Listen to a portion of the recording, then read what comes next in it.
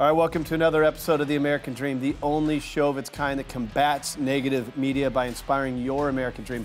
We got a great show. You're going to absolutely love it today. National interviews with my co-hosts and myself of people that really do give you knowledge, inspiration. You're going to absolutely love it. But not only that, we bring in the best local experts out of your city to give you advice on what you can do to empower your American dream. Got a great show lined up. Let's go ahead and start it right now.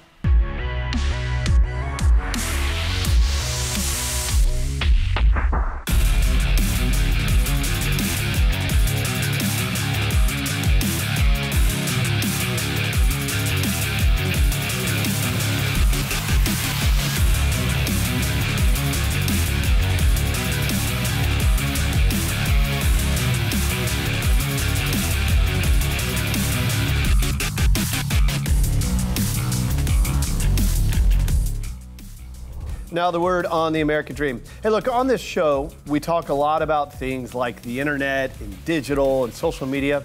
It's because it's an amazing time that we're in right now, the greatest opportunity in the history of mankind to aggregate attention, build a brand, build a business. But we got to be really careful of that online world as well. I know some of the older generations, they cringe over this stuff. And in some cases they should, because keep in mind, there's a lot of misinformation out there. So one of the things we really try and do on our program is go old school with you. We try and bring in the best professionals that we've handpicked out of every city so that when we talk about these things like real estate, finance, mortgage, not only are we giving you great information, but we're actually a resource for you, and that resource is the professional. So if you're looking into any of the topics that we discuss on this show, it's great to go online, but there's a lot of misinformation out there. What we really try and do for you to empower your American dream is get you the best out of your marketplace. So anything you ever hear us talk about, whether it's finance, mortgage, real estate, just overall consumer advocacy, make sure that you know that you can reach out to us for advice as well. If you need an introduction to one of the professionals you see on the show, email me. My email is right below me. I would love to help connect the dots for you to make sure that we are empowering your American dream. And that's the word. And we will start the show right now.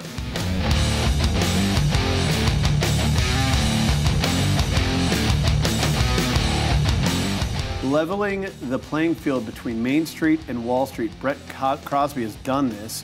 Actually at a company that got picked up by Google. These are some pretty big accomplishments, man. So now you're the CEO of Peer Street. Share with our audience really what your backstory is to where you got here today. I mean, getting picked up by Google is kind of a big deal. Yeah, it was super exciting. And thanks for having me on the show. Love being on the show. Yep. Great entrepreneurial story. Thank you very much. Yeah, and I love what you guys are doing with the program. So glad to be on it.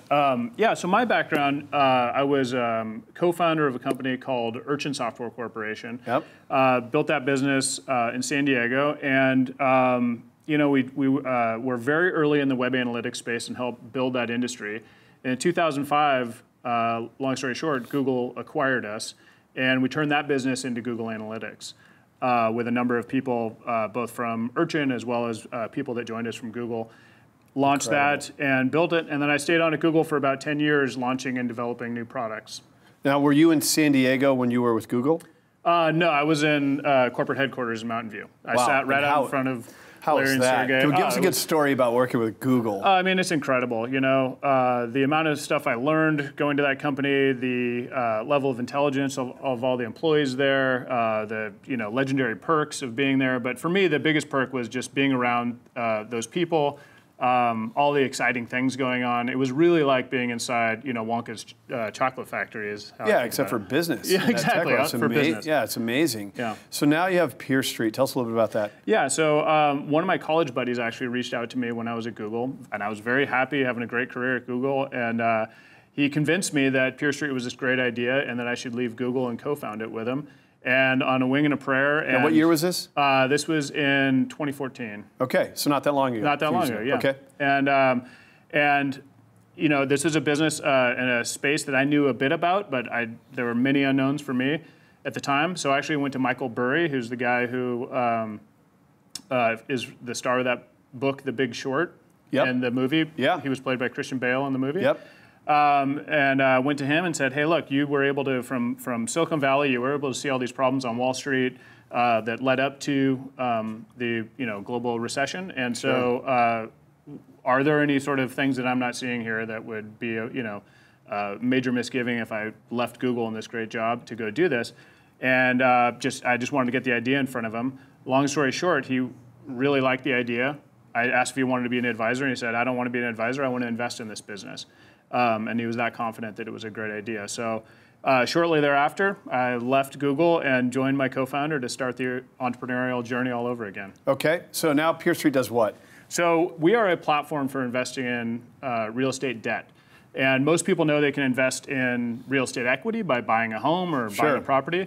They don't know that they can actually invest in the debt side of that. And the reason for that is that most people couldn't actually do that until quite recently, until Peer Street made it available. If people could, it was very hard to diversify, very hard to source deals. And if they did get an investment that they liked being in, if it worked out, great. And if it didn't, you really need kind of an army of people, of lawyers and stuff to help you work it out. Sure. And so with Peer Street, we said, hey, we can solve all of those problems. We'll create a platform, source the deals, vet the deals, allow people to diversify in a way never before possible, minimum of $1,000 investment. And if something goes wrong, we handle the situation. Help the untrained ear understand what it means to invest in debt. Yeah, so don't we not want debt, right? Yeah, exactly. So you're not. It's funny because you're not taking out the loan in this situation. You're able to invest, like, you know, kind of be the bank in this situation and invest in a loan that's already been originated. Okay. And these types of loans we're talking about, these are short-term, generally fairly high yield, and fairly conservative loan to value. So what that means is generally about a year in term, and you know, average. Yield is about 7.5% to 8%, but it can range between 6 to 10%. And you can handpick your deals. You can diversify $1,000 minimum, so you can, you know, create your own basket of loans. And then our max loan to value is 75%. And so even in your own home mortgage, typically a bank will lend you up to 80%. Or even more. Loan. I mean, FHA, you can go up to what, 97%, right. 100%. So just and to make sure it makes sense for our audience. So when you're saying a 75% loan to value, what I'm interpreting that as a low risk investment. Is that fair? Yeah, I mean, in my opinion, these are fairly, you know, conservative investments. The market certainly goes higher than that. We take a more conservative swath of the market. Well, you got a unique position in that market since we talk so much about real estate. I mean, the American dream's in 20 cities with the best realtors all across the country. It's a big part of our message. Yeah. You being uniquely positioned, what do you think of the real estate market? It's really interesting that we've had a great bull run in the real estate market, which has been wonderful to be a part of. We always have to be prepared for a downturn. Of course, after what happened in 2008. Given that, and then also the nature of our business, where people are investing their money, we want to make sure that if something were to happen, they're in the best position possible. And so what we're doing is actually making it so more borrowers get access to more capital via the private lenders that we work with. Are you confident in the housing market? I am confident in the housing market at the moment. The fundamentals look good. You know, there's still a shortage of houses in most major markets, and people need a place to live. You have more millennials entering the market today, looking to buy, and the economy's been robust. But that said, it is a cyclical industry, and so you can see downside to it. But and look, if you've got a great crystal ball, I'd love to see it. But look, and the reality is that I think the best crystal ball is looking at the data, looking at the fundamentals, what's happening in those local markets, and having boots on the ground of people who know those local markets. And that's because we are not a direct lender. We work with all of these hundreds of private lenders throughout the country. They have their local boots on the ground. They know the local markets, and then we double check their work. Brett Crosby helping Main Street compete with Wall Street. Thanks for coming on the show, giving us an opinion about the real estate market.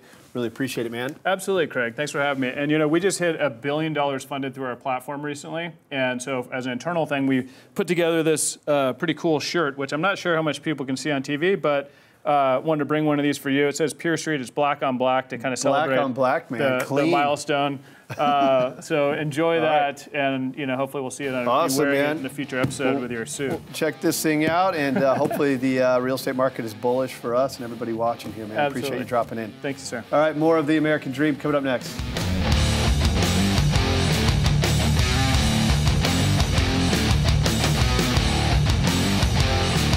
Nothing speaks to the American dream more than dreaming big, like luxury real estate. We got joining us on the show, Joyce Ray, who's a luxury real estate expert out of Beverly Hills. Joyce, always good to have you on the show. Thanks so much. Great to be here. So we're going to talk about the market, but let's start off a little fun here. What cool listings you have right now? Please share with our audience some of the cool stuff you have going on. I have one house. It's very exciting. It's over 35,000 square feet, and it's located in Bel Air by the East Gate. It's about less than 10 minutes, I think, from Rodeo Drive. And it has a bowling alley, a screening room, an indoor swimming pool. Prince once rented the house, so it has a celebrity history. Wow. It's been totally renovated by a very talented designer by the name of Gavin Broden from out of London. You know you got a nice house when you're renting it to Prince. And I know you've represented a lot of celebrities up there in Beverly Hills, and you also have an international presence in real estate. Let's talk about the luxury real estate market. This is a show that predicates itself on giving information on home ownership, and luxury real estate is certainly a part of that. So what's going on in that higher niche? I was just doing a little analysis for a client this week, and we looked at the $30 million and up market. And there have been 11 closed sales in that price range since January of this year. And I'm proud to say 2 of those sales were mine. So, and also we had 2 record sales in Malibu, both at and above the $100 million mark. With those types of properties, Joyce, what moves them? I know that the marketing strategies are a lot different. You're looking for international buyers in many cases. What are some of the strategies that help those properties move? Well, you definitely look for international buyers. You have to, because when you get into those high price ranges, you're looking for basically billionaires. And that's a finite population worldwide. I think they're just under 3,000 billionaires. So, you know, that's your target audience for these properties. And the truth is that Los Angeles is one of the most desirable places in the world right now for that population. Their money is safe, the weather is great, the business opportunities are here. Hollywood is a very attractive investment to a lot of these individuals. So we have a wide demand from around the world, fortunately. You do outstanding photography on these listings. You write a story about these listings. You make a video about these listings. You know, we're very extensive in our marketing. Pretty crazy how the game has changed. Do you like where it is now? It seems like you're keeping up because a lot of the millennials are in that social media world. I'm going to suggest that you're not a millennial. Do you enjoy how things have moved? Do you have a lot of fun with it? I have a lot of fun with it. I've embraced it. I've enjoyed it. I love my Instagram account. And I go places and people come up to me and they say, I follow you. And it gets me excited. I think it's cool. It's just a great feel-good story that you do. There's, especially in real estate, there's a lot of professionals that have been in the business for many years that kind of romanticize about the past and how it was done.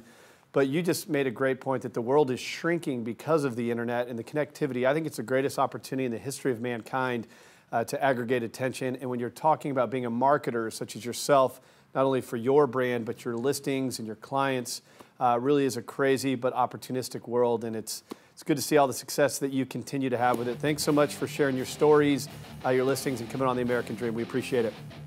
Thank you, Craig. It was great to be here. All right, we'll have you on again soon. Thank you. All right, more of The American Dream coming up next.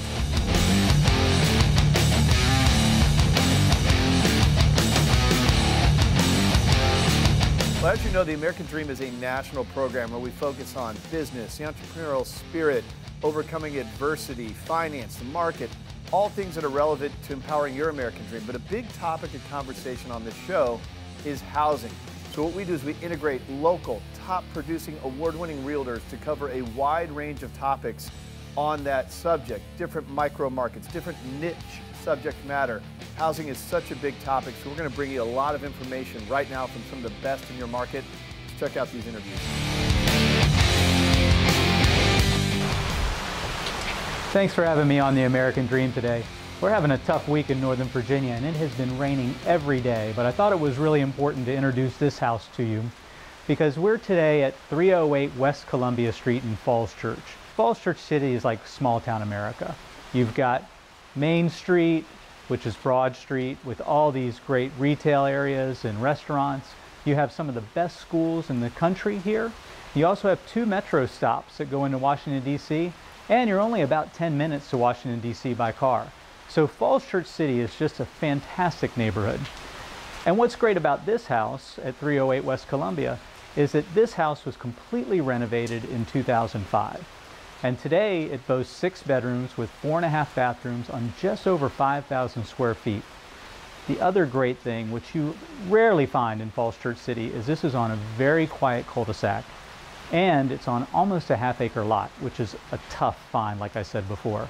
It also backs up to the W&OD Trail, which goes all the way down to Washington, D.C., and then all the way out to the mountains. So if you're an outdoor enthusiast, a runner, biker, this is the place to be.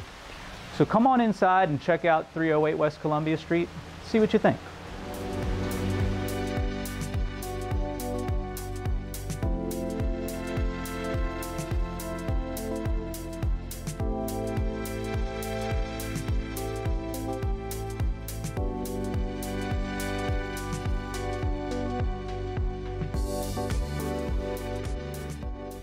So we're here now in what I think is my favorite room in the house. I could totally see Saturdays and Sundays watching football here in this room. It's just so relaxing.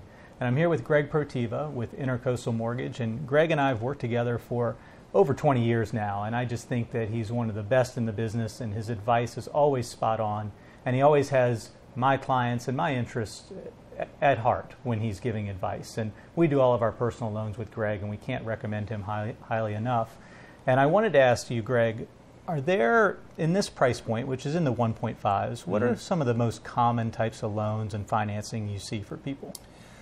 Rob, typically a buyer in this price point is going to be putting down at least 20%, oftentimes a lot more. We do have some options where they can put as little as 10% down, but that product's not readily available and it's more expensive. So it's not something that's very common. We're still in a fixed rate market. I mean, buyers primarily are selecting the fixed rates. However, with the increase in interest rates, we are actually starting to see some buyers gravitate towards adjustable rate programs. Just for instance, a 7-1 ARM versus a 30-year fix is about a 0.5% difference in interest rate. Doesn't sound like a lot, but on a house this size, you're talking about several $100s a month difference, lower payment. Now, I would think that somebody buying a house like this is probably going to stay here for longer than 7 years. At least I would hope so. Do you think that those folks who are doing the 7-1 ARM or the 5-1 are thinking more like, hey, I'm going to pay this off, or they're just okay with taking the risk on that? Great question. And I always tell my clients, if we're going to go into an ARM, let's have an exit strategy. And oftentimes the exit strategy might be, yes, I'm going to make extra payments, or I have another piece of property I'm going to sell, or I'm getting some stocks I'm going to sell. Or, my plan is to just redo the loan down the road. Obviously, we don't know where interest rates would be in 7 years. Rates are still attractive, but they're definitely higher than they were over the last several years. But we had a very long period of time where they were really, really low. So will that come back? Hard to say. I would think at some point it probably will. Sometimes I'll have a client that'll go into a 7-1 ARM, and then they'll actually just stay in that loan. It is a 30-year loan, so you don't have to refinance after 7 years. So, like I said, we are seeing some ARMs, but we're still definitely a fixed-rate market. Okay.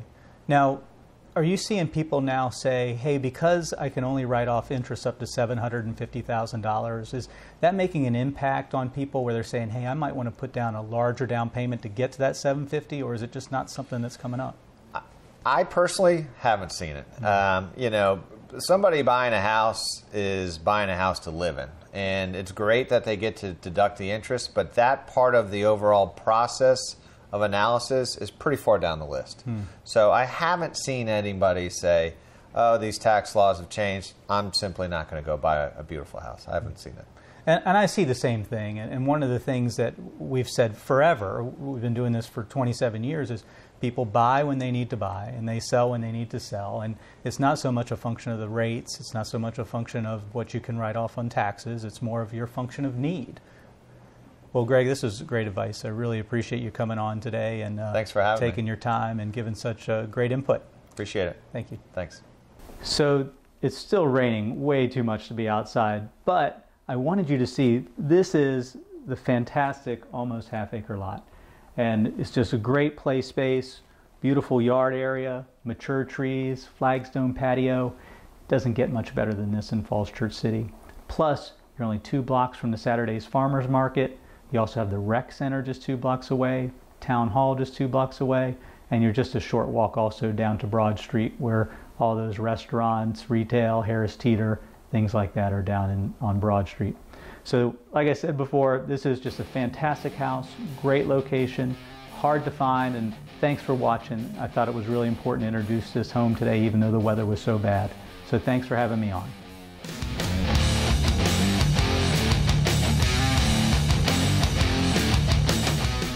Welcome back. Right now, we take you out to Washington, D.C., where we have Kristy Moore on the show today. She is a best-selling author, and she is also the founder and principal broker of Local Expert Realty. Please welcome back to the show, Miss Kristy Moore. Hi, Kristy. So great to have you.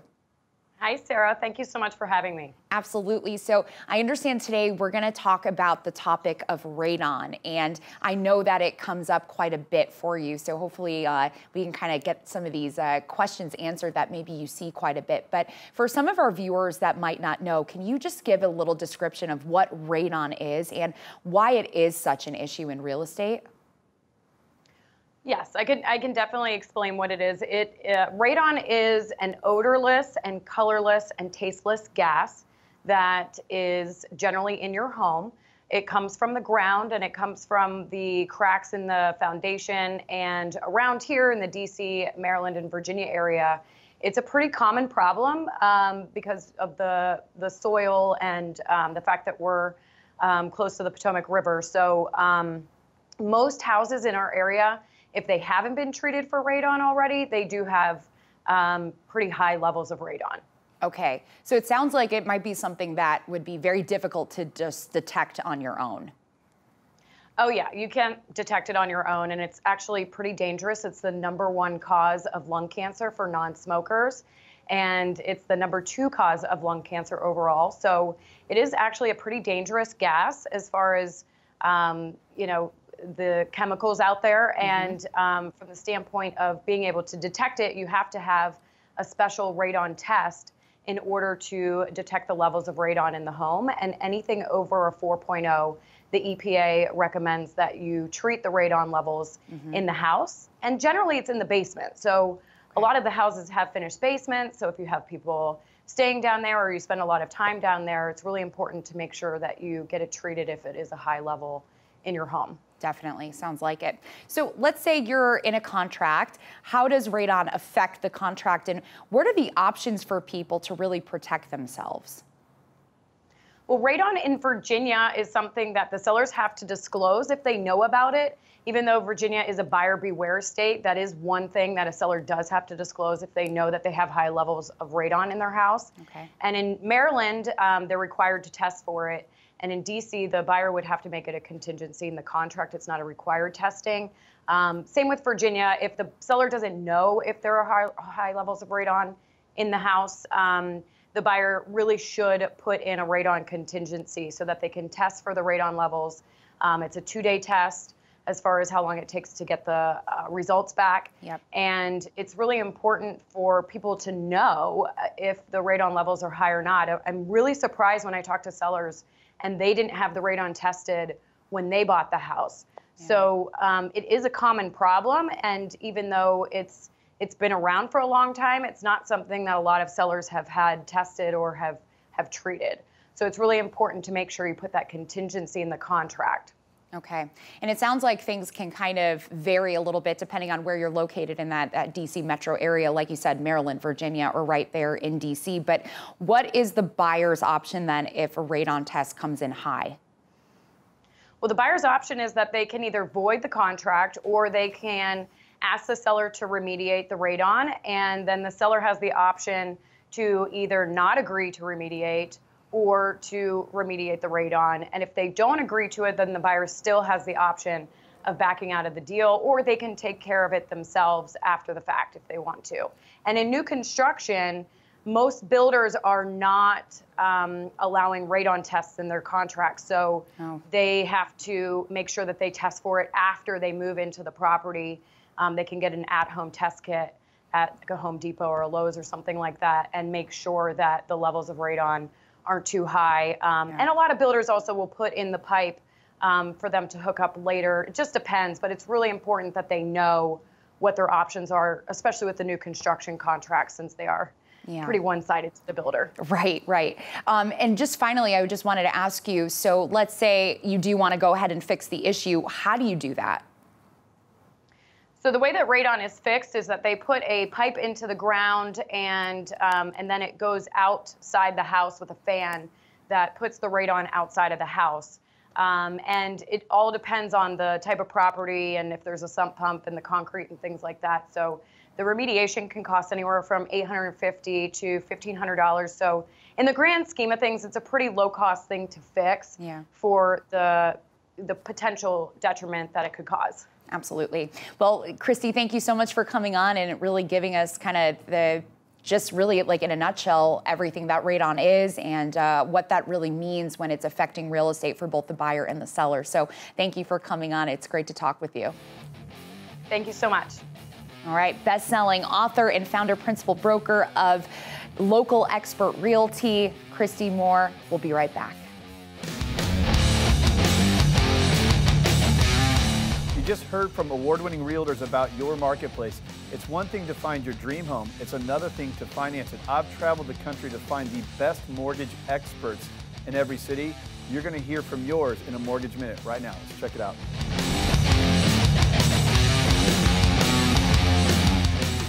And now we're talking to our mortgage expert, Jim McQuaig. Jim, thanks for being on. I'm really excited to talk to you about this hot topic today. My question for you, Jim, is how does a credit score affect the chances of a home buyer getting a good loan? You know, it can be pretty significant. If you start getting lower and lower scores, there's actually kind of rock bottom scores that many lenders are not even lending below.